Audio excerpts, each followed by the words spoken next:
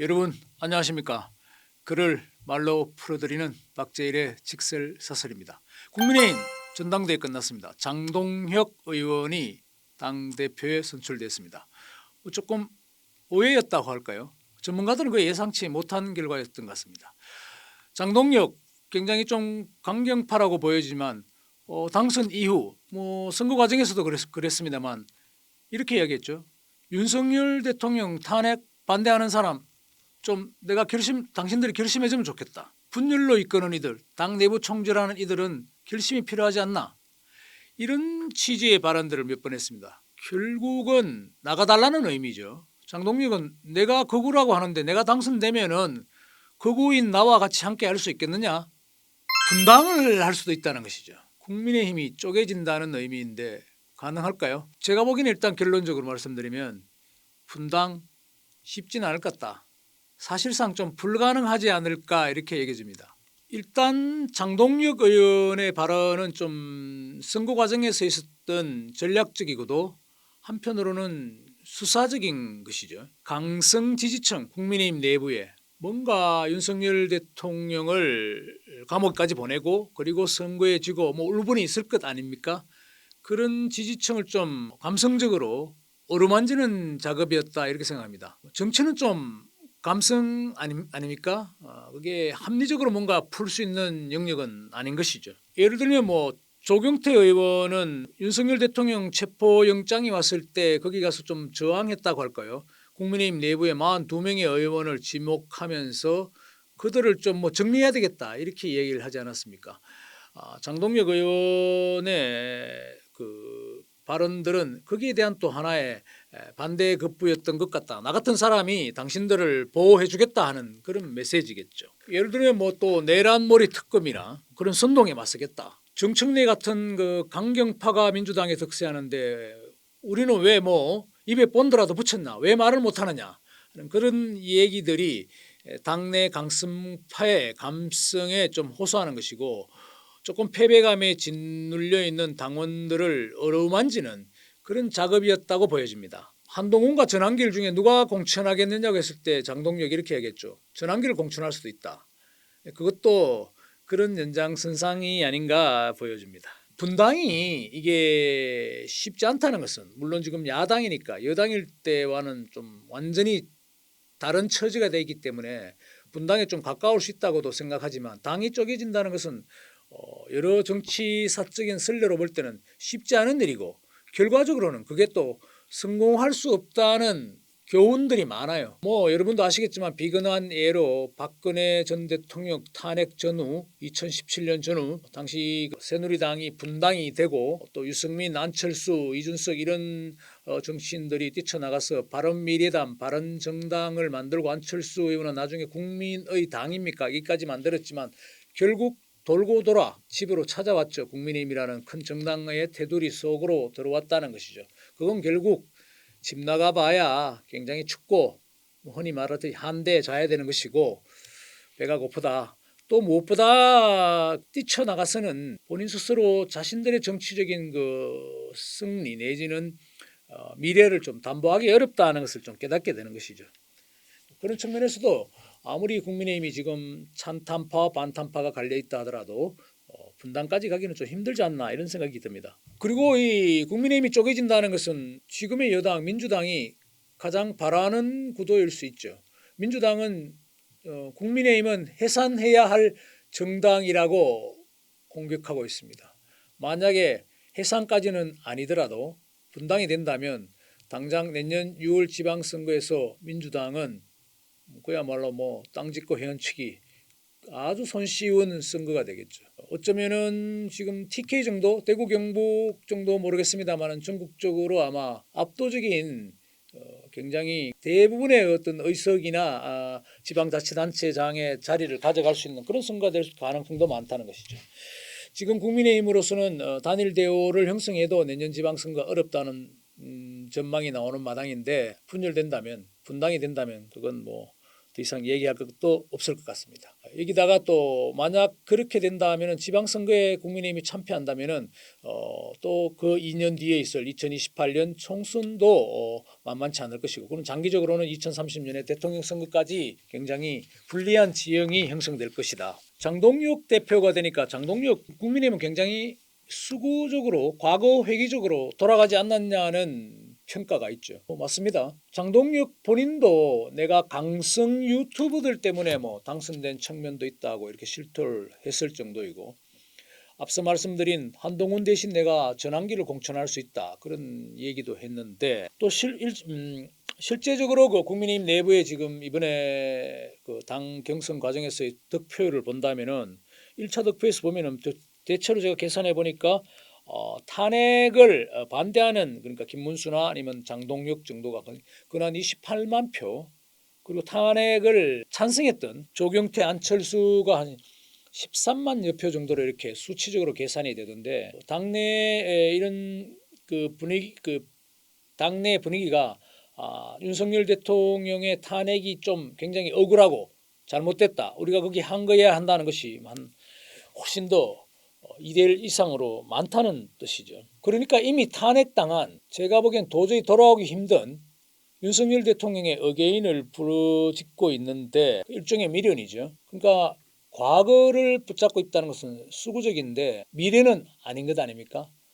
장동혁이가 거기 당선됐다는 것은 수구의 그 파도 위에 올라탔다는 뜻은 분명해 보입니다. 그런데 이 장동혁이라는 인물 자체를 또 놓고 본다면, 그 당선의 내막을 한번 훑어본다면 일종의 좀 변화의 연장선상에 있다는 측면도 보여집니다. 왜 그러냐면, 제가 생각엔 정치라는 것은, 정치에서 가장 큰 변화는 여러 정책적인 변화, 우리가 아젠다를 던지는 것도 있겠습니다만, 그 토양에서 가장 큰 변화 중에 하나는 사람이 바뀌는 것이죠. 일단 이번에 대부분의 사람이 김문수가 되지 않을까 했지만, 장동혁이라는 좀 비교적 상대적으로 젊고 또 국민들의 어떤 인지도 측면에서는 좀 새로운 인물이죠. 여기다 안철수, 조경태 의원과 비교해도 안철수 의원 4선, 조경태 의원은 6선입니까? 그런 인물에 비하면 또 신인에 가까운 사람이 장동혁이죠. 그래서 이건 좀 인물 교체 측면에서는 국민의힘도 내부적으로 변화를 선택했다 하겠습니다.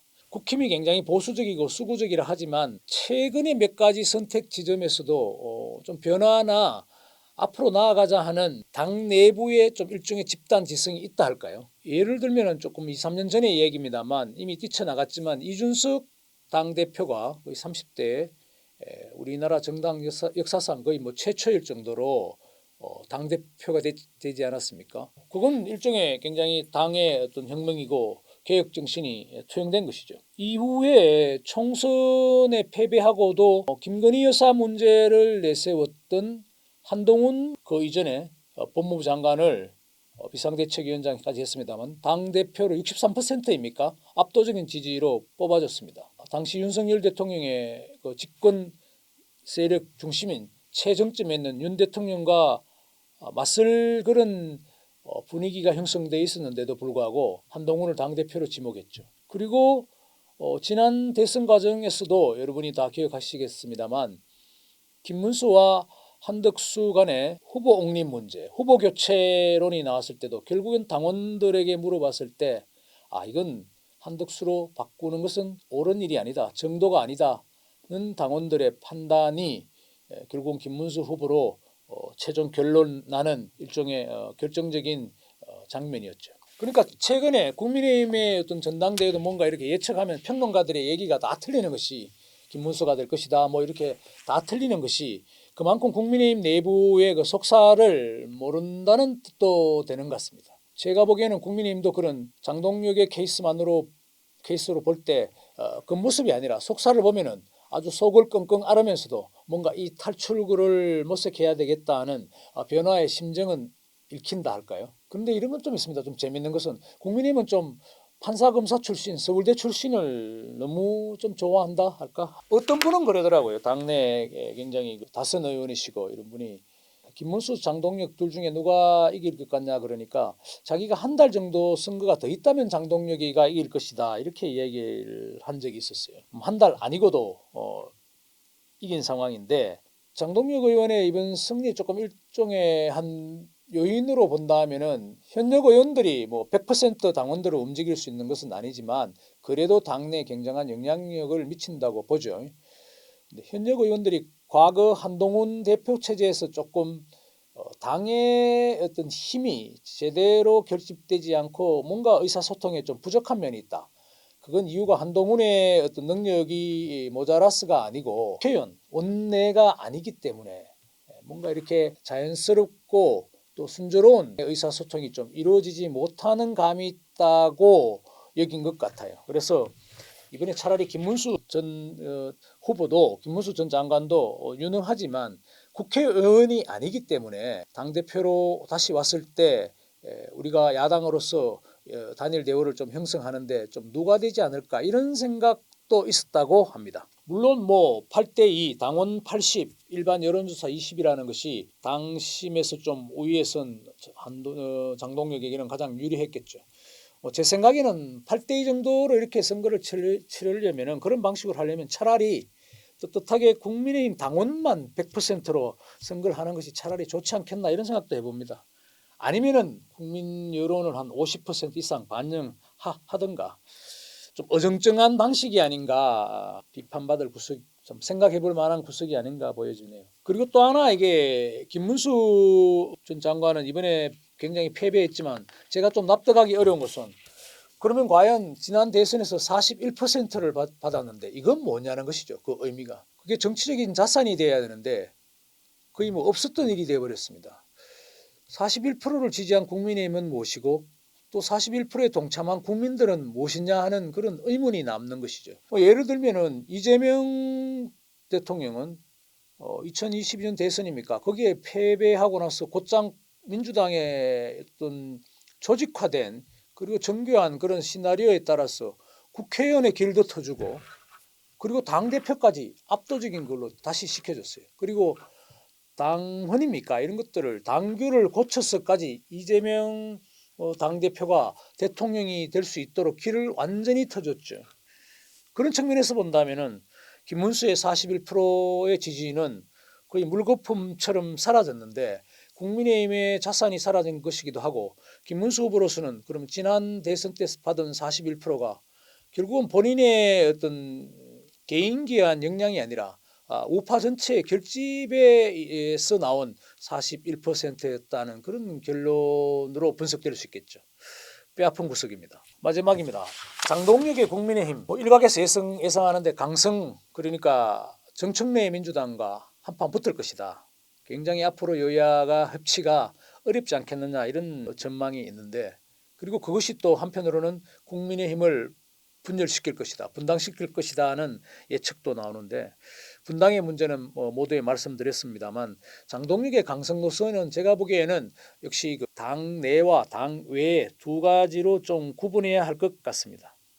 일단 강성 지지층을 감성적으로 어루만진 것은 당내 선거에서의 어떤 하나의 전략일 수 있는 것이고 반대로 지금 내부적으로는 자신이 당선된 이후이기 때문에 아주 그렇게 강한 그립을 잡을 수는 없지 않을까. 대부분의 의원들도 선거 과정에서는 비록 그런 말을 했다 하더라도 지속적으로 당을 나가라 아니면은 찬탄 반탄의 심정들을 딱 일도 양단으로 끊어서 분열적으로 당을 운영하기는 힘들 것이다 이렇게 전망하고 있습니다.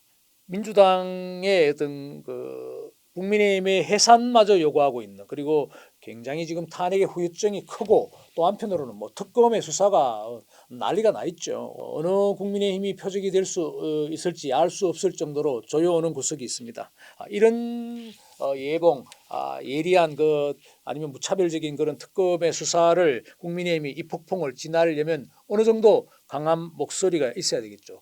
국민의힘은 지금 침체돼 있고 이제 막 다시 추스리는 상황인데 어쩌면은 여기서 지지율을 끌어올리는 것이 분당이냐 아니면은 살아남느냐 하는 그런 최소한의 시발점이 아닌가 이렇게 보여집니다. 물론 이재명 정권의 뭐 실수랄까요? 정책적인 실패가 국민의 눈에 누적된다면은 국민의힘으로서는 마일리지를 좀 쌓을 수 있는 새롭게 좀 용수철처럼 튈 수 있는 그런 계기를 마련할 수 있겠죠.